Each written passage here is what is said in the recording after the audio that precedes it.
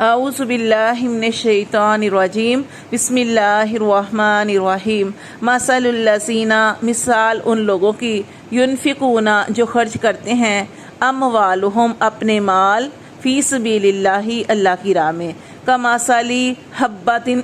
تو ان کی مثال اس دانے جیسی ہے کہ انبتت سبع سنابل کہ جس میں سے 7 بالیاں نکلیں، فی کل سنبلات اور ہر بالی میں 100 حبہ 100 دانے ہوں۔ تو دیکھیے اس مثال میں اللہ تعالیٰ نے ارشاد فرمایا کہ وہ لوگ جو اچھی نیت کے ساتھ اللہ کی رضا کے لیے خرچ کرتے ہیں تو اللہ تعالیٰ ان کو کتنا اجر عطا فرماتے ہیں۔ پھر اللہ نے کیونکہ یہاں پہ مثال بیان کی کہ جیسے کسان جو ہے ایک دانہ جو ہے وہ کھیتی میں بوتا ہے تو اس سے 7 بالیاں نکلتی ہیں اور ہر بالی میں 100 دانے، یعنی 7 بالیاں نکلی تو ہر بالی میں 100 دانے، یعنی اللہ تعالیٰ ایک دانے سے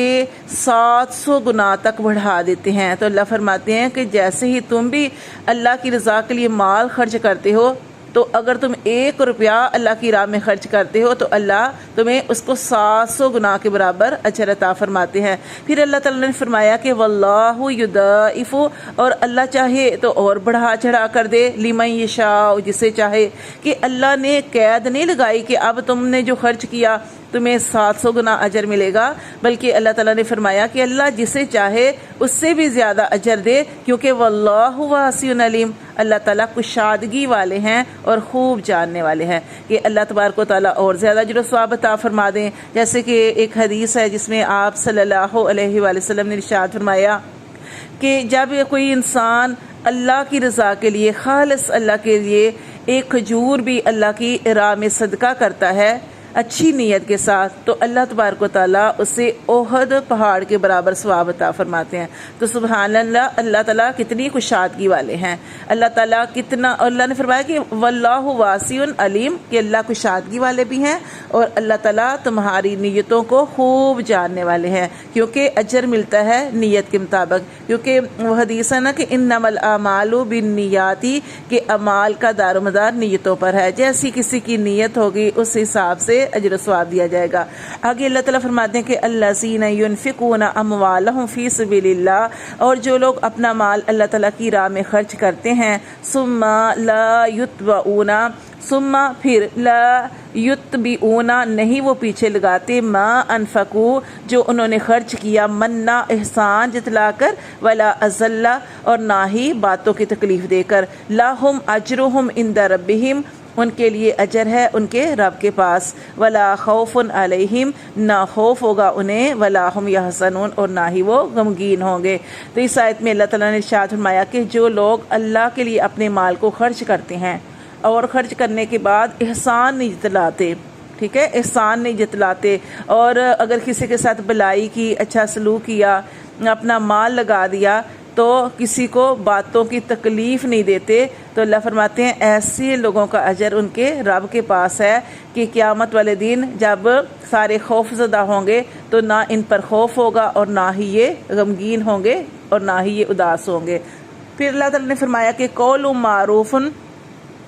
کہ نرم بات کہہ دینا، بلائی والی بات کہہ دینا، و مغفرات اور معاف کر دینا، خیر من صدقہ ایسے صدقے سے بہتر ہے، یتبعوہا اذی کہ جس کے پیچھے باتوں کی تکلیف لگی ہو، واللہ غنی اور اللہ تعالیٰ تو بے نیاز ہے، حلیم بردبار ہے۔ تو دیکھیے اللہ تعالیٰ فرماتے ہیں کہ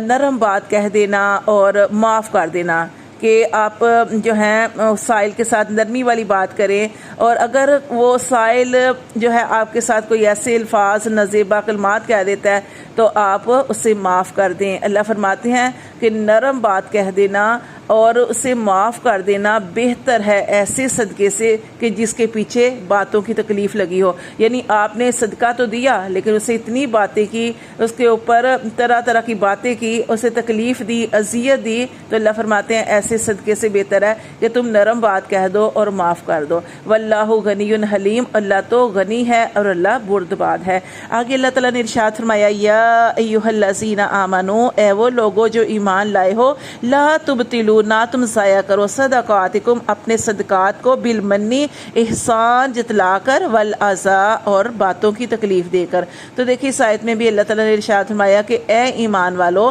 اے میرے حکموں کو ماننے والو،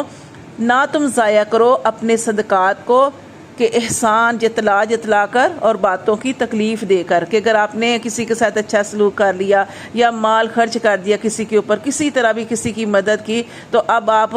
جو ہے جب بھی آپ کہیں کسی محفل میں بیٹھتے ہیں یا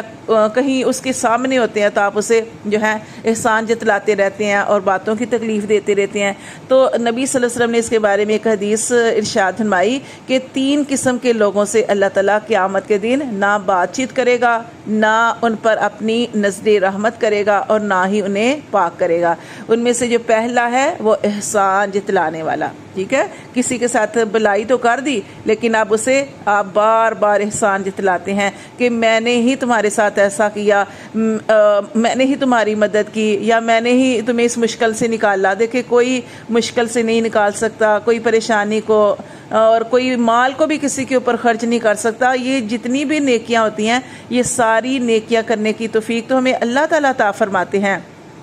اور یہ تو اللہ کا بہت بڑا احسان ہے کہ اللہ تعالیٰ جو ہے کسی کو نیکی کی توفیق عطا فرمائے۔ تو دیکھیں اللہ تعالیٰ فرماتے ہیں کہ احسان نہیں جتلانا چاہیے، کیونکہ نبی صلی اللہ علیہ وسلم نے کیا ارشاد فرمایا کہ قیامت کے دن اللہ تعالیٰ نہ اس سے بات چیت کرے گا، نہ اس پر نظر رحمت کرے گا، اور نہ ہی انہیں پاک کرے گا۔ ان میں سے پہلا احسان جتلانے والا ہے، دوسرا آپ نے ارشاد فرمایا کہ تہمت کو ٹخنوں سے نیچے لٹکانے والا، اور تیسرا آپ نے ارشاد فرمایا کہ اپنے سودے کو جھوٹی قسم کھا کر بیچنے والے جو ہیں ان کو بھی، ان کے بارے میں بھی آپ نے ایسا ہی ارشاد فرمایا۔ تو اللہ تبارک و تعالیٰ جو ہے جو بھی ہم کوئی بھی اچھا عمل کریں تو اللہ تعالیٰ ہمیں جو ہے نیکی کی توفیق عطا فرمائے، اللہ تبارک و تعالیٰ ہمارے صدقے کو قبول فرمائے، لیکن اس کے لیے یہ فرمایا گیا کہ آپ نے کسی کو باتوں کی تکلیف نہیں دینی، کسی کو اذیت نہیں پہنچانی۔ دیکھیں یہ اللہ تعالیٰ نے ایک اتنی بڑی آپ کو توفیق عطا فرمائی کہ آپ نے کسی کی مدد کی، کسی کے ساتھ بھلائی والا سلوک کیا،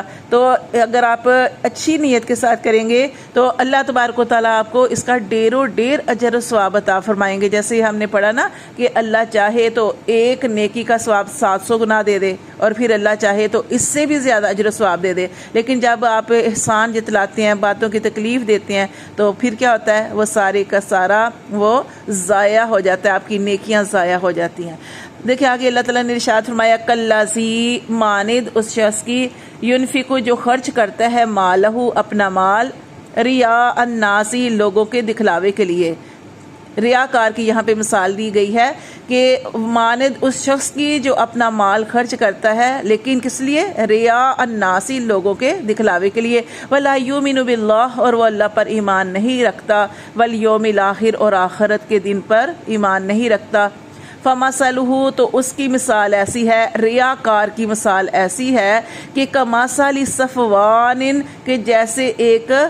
پتھر ہو، علیہ تراب، اس پتھر پر مٹی ہو، جیسے ایک پتھر ہو اور اس پر مٹی ہو، فاصابہ پھر پہنچے اس کو، وابل تیز بارش، ٹھیک ہے کہ پتھر کے اوپر مٹی ہے، اب اس پر تیز بارش پہنچے، فترکہ صلا تو وہ سب مٹی کو صاف کر دے، لا یقدرون نہیں وہ قدرت پائیں گے، علی شیء کچھ بھی، کسی بھی چیز پر، مما کسبوا جو انہوں نے کمایا، واللہ اور اللہ لا یہدی القوم الظالمین، لا یہدی القوم الکافرین کہ اللہ تبارک و تعالی کافر لوگوں کو ہدایت نہیں دیتا۔ تو دیکھیں اللہ تعالیٰ کے ہاں کون سا صدقہ قبول ہوتا ہے، جو اچھی نیت کے ساتھ کیا ہو، لیکن اللہ تعالیٰ فرماتے ہیں نا کہ جو ریاکار ہے، ریا کی اس نے دکھاوے کے لیے سارا کچھ کیا، تو اللہ فرماتے ہیں کہ اس کی مثال ایسے ہی ہے کہ جیسے وہ اپنی طرف سے سمجھ رہا ہے کہ اس نے بڑی نیکیاں کما لی، ٹھیک ہے، بڑا اجر و ثواب کما لیا، اس نے خرچ کیا، خرچ تو اس نے کیا لیکن اس نے کیسے خرچ کیا کہ جیسے کوئی دیکھ رہا تھا تو تب اس نے خرچ کیا، دکھلاوے کے لیے خرچ کیا، تو اللہ تعالیٰ فرماتے ہیں اس کی مثال ایسی ہے کہ اپنی طرف سے سمجھ رہا ہے کہ میں نے بڑی نیکیاں کما لیا ہیں، بڑا ثواب کما لیا، لیکن کیونکہ اس کی نیت دکھلاوے کی تھی تو اللہ تعالیٰ فرماتے ہیں کہ اس کی مثال ایسی ہے کہ جیسے اس نے خرچ تو کیا، اب جب انسان جو ہے زمین کے اندر پودا لگائے گا تو وہ بڑھے گا بھی، ٹھیک ہے، لیکن اس ریاکار کی مثال ایسی ہے کہ جیسے وہ پتھر کے اوپر پودے لگا رہا ہے، اور آپ کو پتہ ہے پتھر کے اوپر، چٹان کے اوپر کچھ بھی نہیں اگتا، جیسے یہاں پہ مثال دی کہ اگر اس کے اوپر، پتھر کے اوپر تیز بارش پڑے تو وہ سب کچھ صاف کر دے۔ تو اللہ تعالیٰ فرماتے ہیں کہ وہ سمجھے گا کہ میں نے بڑی نیکیاں کی، لیکن اس نیکی میں سے اس کو کوئی بھی اجر و ثواب جو ہے وہ نہیں ملے گا۔ تو اس کی مثال ایسی ہے کہ نبی صلی اللہ علیہ وسلم نے ارشاد فرمایا صحابہ کرام سے کہ مجھے تم سے شرک اصغر کا ڈر ہے۔ تو صحابہ کرام نے عرض کی کہ اللہ کے رسول شرک اصغر کیا ہے؟ تو آپ نے ارشاد فرمایا دکھلاوے کا عمل، ٹھیک ہے، دکھلاوے کی نماز، دکھلاوے کا صدقہ، دکھلاوے کی عبادت۔ آپ نے فرمایا یہ کہ مثال کے طور پر کہ جیسے کوئی نماز پڑھ رہا تھا اور کوئی آ گیا، کوئی مہمان آ گیا یا کوئی ایسا شخص آ گیا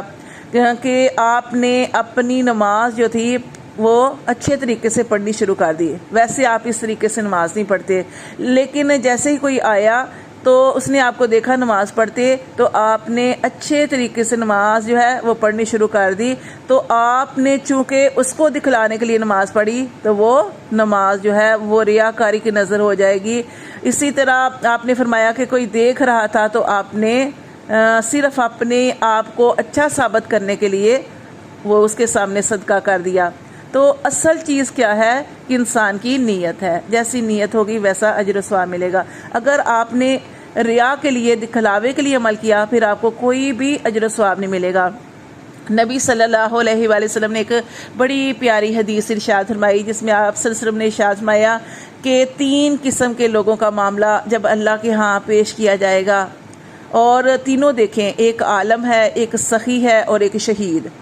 دیکھیں کتنا بڑا اجر و ثواب ہے عالم کا، ٹھیک ہے۔ دوسرا آپ نے فرمایا کہ شہید کا کتنا زیادہ اجر و ثواب ہے، اور سخی مال خرچ کرنے والے کی کتنی فضیلت ہے۔ لیکن جب ان کا معاملہ اللہ تعالیٰ کے ہاں پیش ہوگا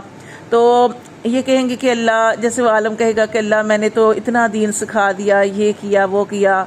اللہ تعالیٰ فرمائیں گے کہ اس کو جہنم میں ڈال دو، کیونکہ اس کی نیت یہ تھی کہ لوگ اس کو کہیں کتنا بڑا عالم ہے، مفتی ہے، قاری ہے، تو اس نے میرے لیے کوئی عمل نہیں کیا، اس کی نیت یہ تھی میرے پاس اس کے لیے کوئی اجر و ثواب نہیں، کیونکہ جو یہ چاہتا تھا وہ تو لوگ اس کو کہہ چکے۔ اسی طرح وہ جو ہے سخی کا معاملہ ہوگا، وہ سخی کہے گا کہ اللہ میں نے تیری خاطر فلاں کو دیا، اتنا خرچ کیا، اس کی مدد کی، اللہ تعالیٰ فرمائیں گے اس کو بھی جہنم میں پھینک دو، کیونکہ اس کی نیت یہ تھی کہ لوگ کہیں کتنا سخی ہے، کتنا مال خرچ کرنے والا ہے۔ اللہ فرماتے ہیں کہ لوگ اس کو صحیح کہہ چکے، اب میرے پاس اس کے لیے کوئی اجر نہیں ہے۔ پھر تیسرا جو ہے وہ شہید ہے، اور آپ سوچیں شہید کا کتنا اجر و ثواب ہے، لیکن اللہ تعالیٰ فرمائیں گے کہ اس کو بھی جہنم میں ڈال دیا جائے۔ کیوں؟ اس لیے